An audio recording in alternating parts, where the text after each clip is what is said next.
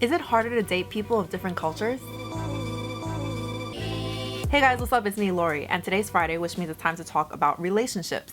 And today I want to talk about whether it is easier or harder to date people of a different culture. I think common logic is that it should be easier to date someone who is of the same culture as you and understands like where you come from with your family and customs and everything, but I kind of disagree with that. I think when you first start dating someone, you tend to see the more superficial things about who that person is. So if the person is Asian like me, you might see a person who spends a lot of time with their family and eats Chinese food and shares the food on the table family style because that's how Chinese people eat, or who takes their shoes off before they enter the house. Those are the superficial things about my culture. But when you want to talk about my personal culture, like how much I like to cook, what my personal hygiene habits are you a cuddler or are you not? Are you a morning person or are you a night person? These are things that might have something to do with your ethnic culture, your national culture, but mostly just have to do with you. I feel that these things can have a much bigger impact on your day-to-day interaction with your partner than things like what language you speak with your parents or what food you eat.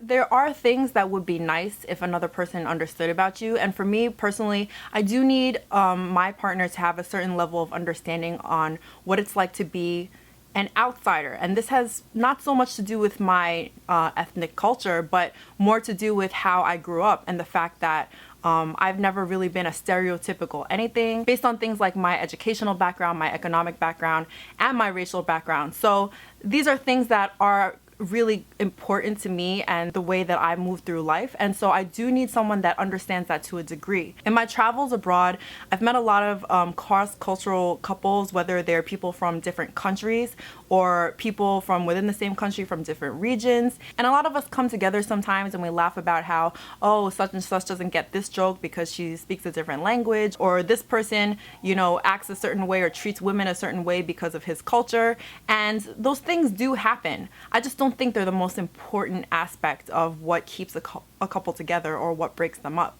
And I thought of this again recently because there is a YouTuber whose name I can't think of at the moment, but I'll link her below. She does a lot of videos about her life living in Japan because she has a Japanese husband, she's not Japanese, and they have a very sweet family and a baby, and she just is very honest about their relationship and her experience living as a foreigner in Japan. And I thought that was really interesting because I've seen a lot of that. I've been a foreigner in other countries and I know how alienating that can feel, and it is especially hard when you are in your spouse's home country and you're the only one who feels alienated.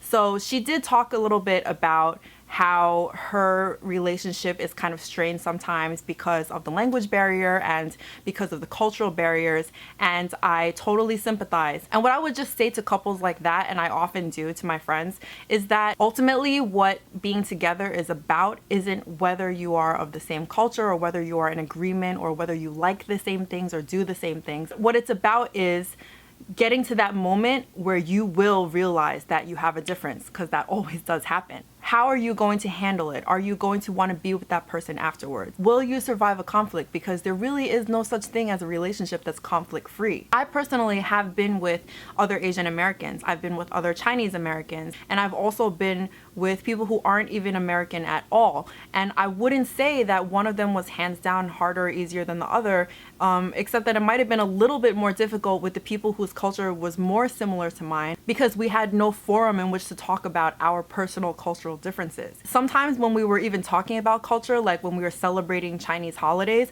we would disagree over the way those holidays should be celebrated because our families did them differently. I just still think there's no easy answer, just like there is no easy and perfect way to choose a partner or have a relationship. If you guys have any experience with cross-cultural relationships, let me know in the comments below and let me know what you think, how it went, whether you think that that makes it easier or harder.